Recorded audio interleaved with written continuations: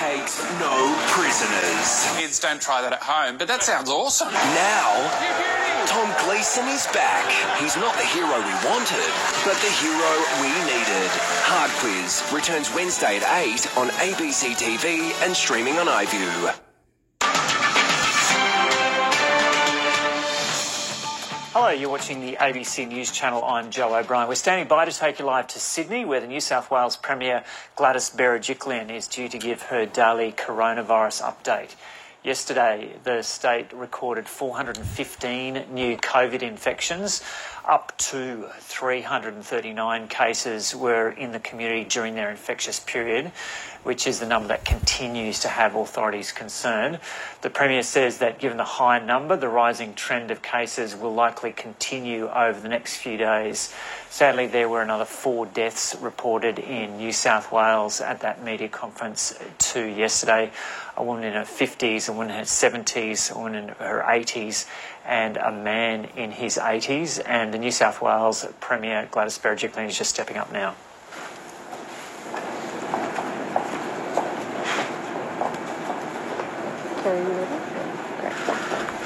Good morning, everybody. Yesterday to 8 p.m, we had 157,000 tests in New South Wales, which is a healthy number. We encourage people to come forward and get tested.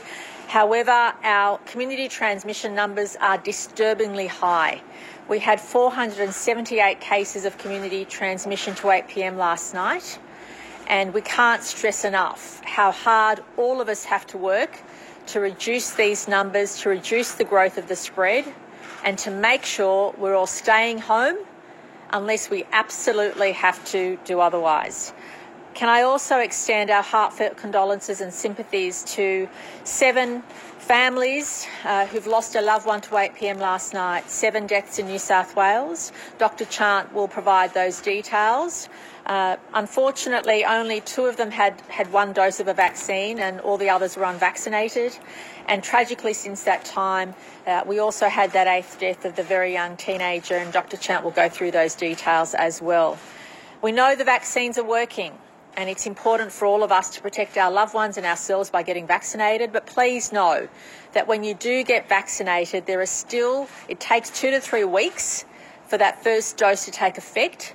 So don't assume you're protected as soon as you get the jab. Please assume you have the virus, or anybody you come into contact with has the virus, and make sure that you continue to follow the rules as strictly as you can. In terms of Sydney, of course, southwestern Sydney and western Sydney remain those areas of most concern. And the suburbs I'm about to read out are the ones that are continuing to have escalating cases. Merrylands, Guildford, Granville, Blacktown, Mount Druitt, Yagoona, Greenacre and Bankstown.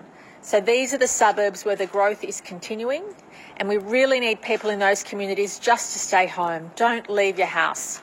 Don't cut corners unless you absolutely have to. We just want people to stay still. Of course, also in Western New South Wales, we are very concerned about communities in West Dubbo, in the Walgett area, and those remote communities in far western New South Wales. And we again ask everybody to stay home and not to move around. And I especially wanted to acknowledge and thank all the staff working with our Aboriginal communities on the ground to protect those communities.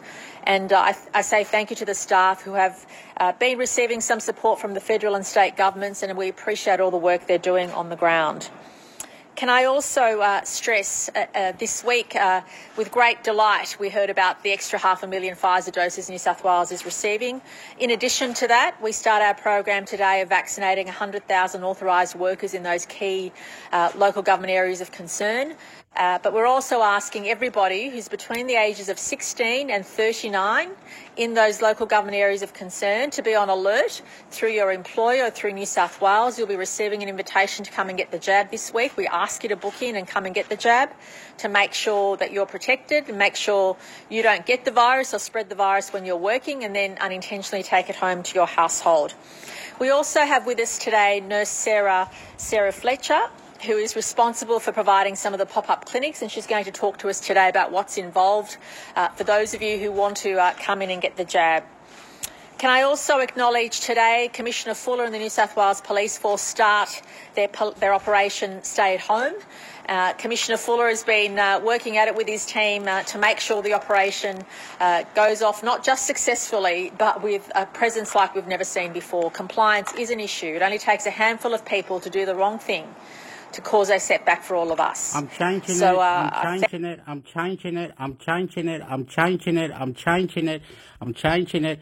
I gotta look for this one. Okay, I gotta change it. Gotta change it. Gotta change it. Gotta change it. Gotta change it to this one. And then it's still going. Look, it's still going. It's going to ABC listening. Okay, I'm changing it. Get start. Get start. Oh, what's going on? Don't do that. Don't be silly. What's this? What's this? Not now. What's this? Oh, that's right. In terms of pop-up clinics and how people can access the vaccine. What happened? Oh, this is where they're having the problem. They was meant to go live, but it didn't go live. Okay. Okay. I have to hurry up so quick. Quick.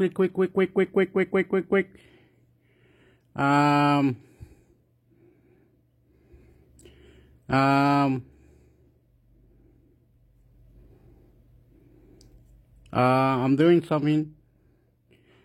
Okay, I'm going for this one. This is an ABC podcast.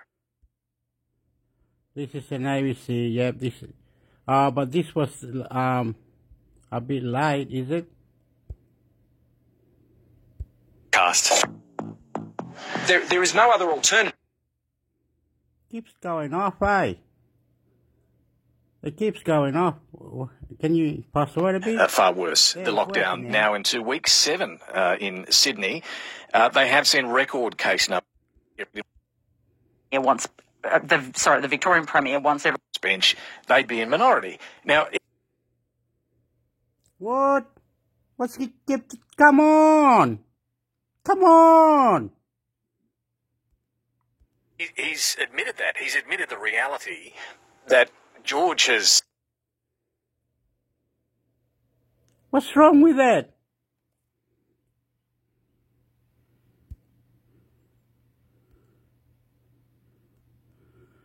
What's wrong with that? What are you doing? Week. I know a lot of the Sydney and Melbourne-based MPs... It just goes off. are just going to stay there. Why? Why do you do that? Come on. What a depressing thing, eh?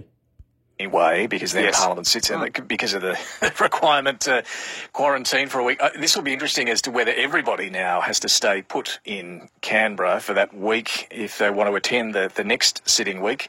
Look, I'm sure not too many people have a lot of sympathy for politicians if that's the case, but this does have ramifications for anyone who is planning to travel as well, I suppose. We are in a world where even the politicians are caught up in the same thing that everybody else has got to cope with, the sudden border change that means you've got to race back home and something like that. And they have to watch this day by day to know whether they can go home. And I know with some of the Victorian MPs, they've got to toss up on when they go back because they're probably going to have to do 2 weeks quarantine when they go back or 2 weeks home isolation. Some of the regional New South Wales MPs, if they're not in Greater Sydney, they can still drive home. That won't be an option.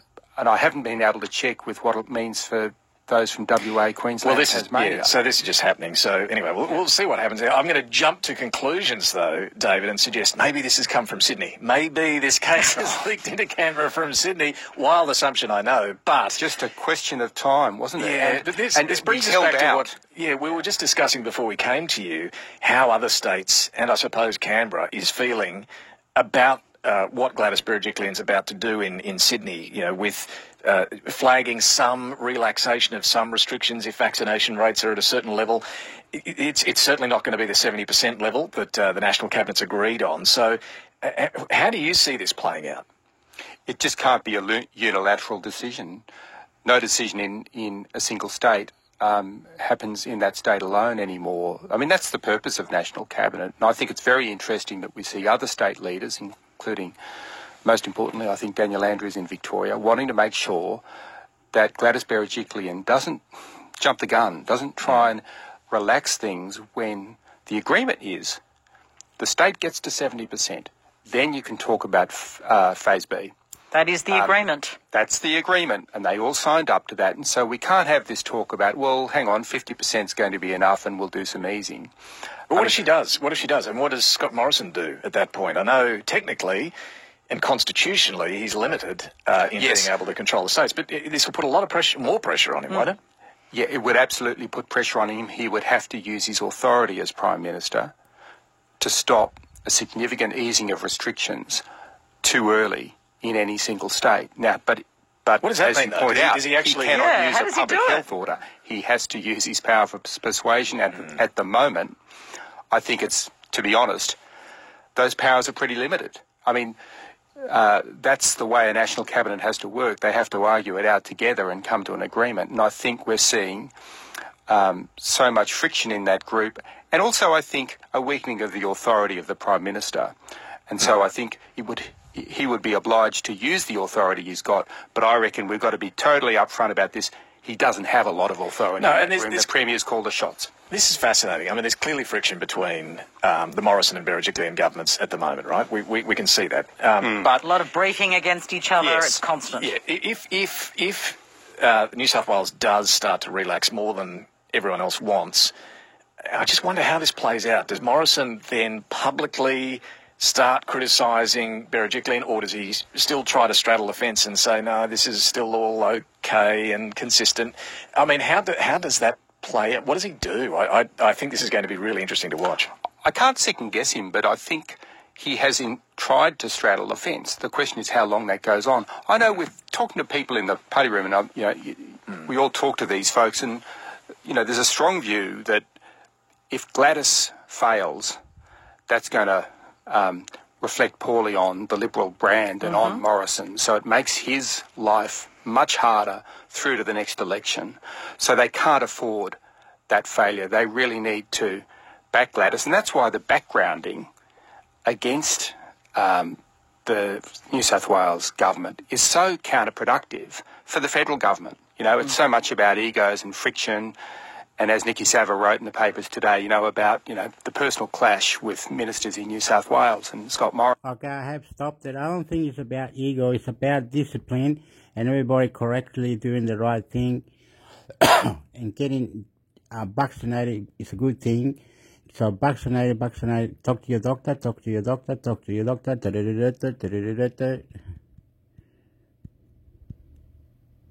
And there was a motion in the Parliament. Now, I don't think that was particularly compelling, to be honest. And another thing is argument, opinion about opinion, debate about debate. Listen and reply. Be nice, please. I was underwhelmed. Let me be totally frank. I was underwhelmed by that message because we all know the question really is about regional Australia and what Australian policy will be. Governments in Australia have always said we want China to reduce its emissions. I think there's logic behind that. And look, it's a fair point, right? It's a fair point. You read that report.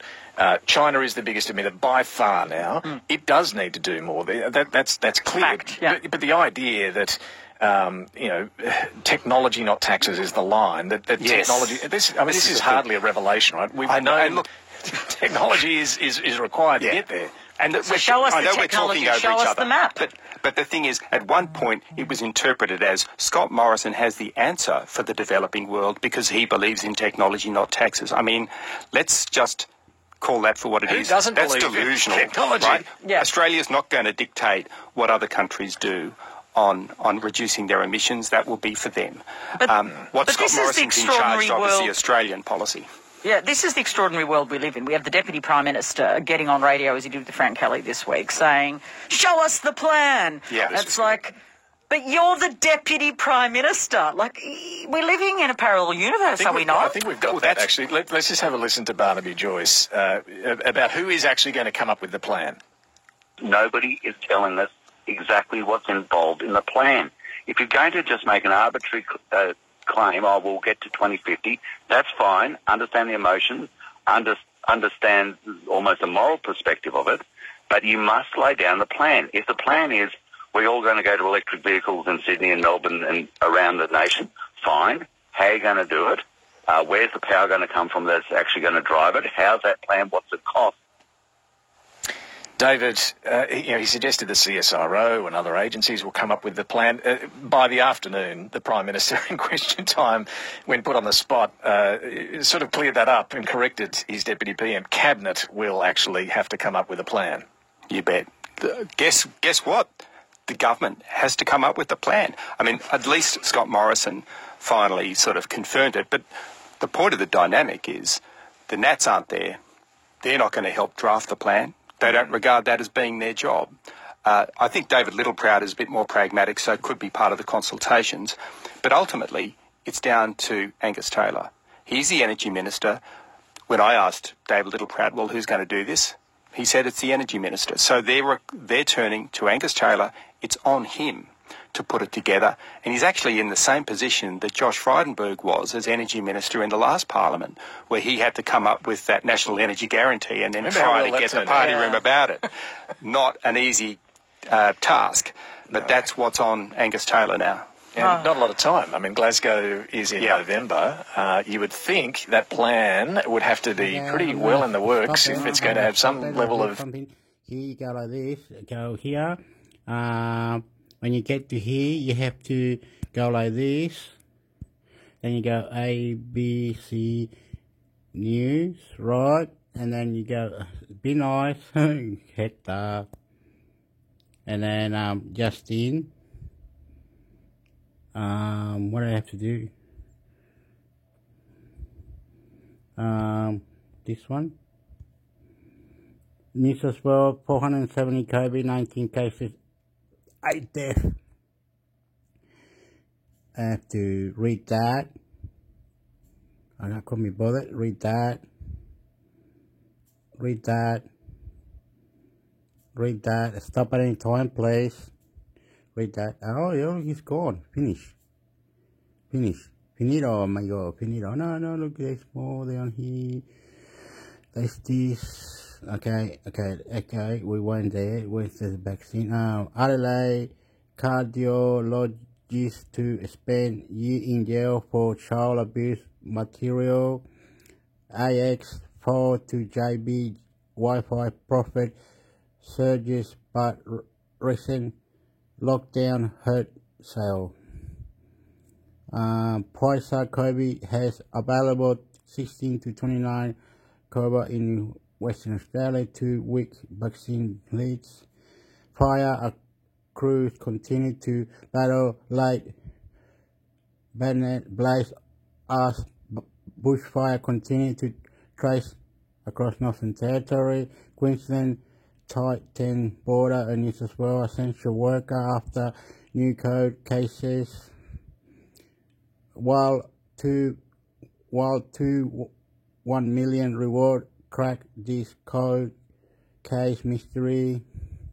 Dying women last week leads to almighty Maori feast. Oh, some lady's dying. She last wish, is it? Worry finding about teen and scream, but the devil in this connection inspects it. Oh, some silly. Australia mercy mission occurred to Afghanistan. The army is going to Afghanistan and Australia.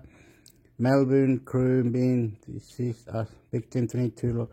Okay, more coronavirus man charged with assault. Unknown 5 accused alleged breaches COVID-19. South Australia death. Rugby star Tauti Kafu resigned, injury brutal. Okay, Australia is not doing well in the cup for the rugby union. Boy 15 dies in Sydney hospital after contracting pneumococcal meningitis and COVID-19. We did wrong. Police investigate video showing Dustin at Melbourne engagement party. Adam Scott misses 4 feet, put win 6 away play. Some Australian golfer did alright. New South Wales now urged to those delivery to Sydney. Full list of New South Wales COVID-19. COVID. This is the closest and you can browse. Burning here the access to resource. Label your home in Canberra. But I like to say about what's NDIS too complex. Let's read this. What's this about? National Disability Insurance Scheme too complex for people from diverse background and agencies warn. Quan Ling Moon suffer a major stroke when fleeing Myanmar. Okay, after spending the first 2 years in Australia confined in his house, Myanmar refugee camp, Lion Moon has found freedom in more ways than one. Keys. When fleeing the persecution in this homeland in 2016, he suffered a major stroke which left him paralyzed on his left side of his face. When he helped interpreted, the 34-year-old is now receiving support under the National Disability Insurance Scheme, NDIS. If not, the interpreter could not have the support I have now because I did not know anything about NDIS at the time and did not speak the language, he said. Mr. Merger's NDIS plan has provided him with mobility scooter and the access to physiotherapy and swimming and classes, which it helped off a Burmese speaking support worker, but securing the help was a battle. The NDIS too complicated and there was too much paperwork. I did not understand, he said. Having someone who speaks my language does help a bit because they understand you. Mr. Mang is Hanon, just 95% of the NDIS participants who identify a culturally and linguistically diverse call. The figure of this land half to 20% participation rate projection. The National Disability Support Agency and NDIS in 2018 called strategy disability support agencies and co-participants alike have pointed out language, culture, and an overly complex system and key barriers to access. Daily Wei J. Kum, Senior Program Manager of the Australian Migrant Resource Centre, AMRC, believe many people are missing from the scheme. And infinity people who should be in the NDIS plan who doesn't miss it when he said, let me read that. And read that. Stop at any time. Stop at any time. Stop at any time. Stop at any time. Stop at any time. Stop at any time. Stop at any time. Stop at any time, please. Stop at any time, please. Stop at any time, please. Stop at any time, please. Stop at any time, please. Stop at any time, please. Stop at any time, please. Stop at any time, please. Stop at any time, please. Stop at any time, please. Stop at any time, please. Stop at any time, please. Stop at any time, please. Stop at any time, please. Stop at any time, please. Okay, before I go, I think that's it. That's all this. Okay. Okay, before I go, if you stopped at the right time, you will read it. Anyway, I'm from another country. I'm from Chile. I've been here 34 years. And recently I got into the NDIS program, and it was really, really good. And many people were helping, this, that, and the other, working together, doing things together. Everything works out good if you plan, if you do your job, and you go see your doctor and get all the plans going with NDIS. And Australia is a country, whether you become citizen of the country, you get benefits, but you must become citizen of the country. You can't just come here and, I'll live here, I'll live there. No. You have to work out how you're going to live here, who's going to sponsor you, how it's going to work, how you're going to be citizen of the country. Anyway, they say words, I don't know the words, but anyway, I'm cutting this out. I'm sorry, bye. I must go now. I love you, opinion. I love you, opinion. Listen and reply, I love you.